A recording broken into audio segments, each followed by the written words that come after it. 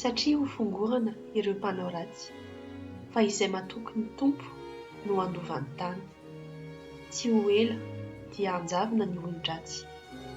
Andinika izay nisy azy ianao, fa tsy hahita na inona na inona.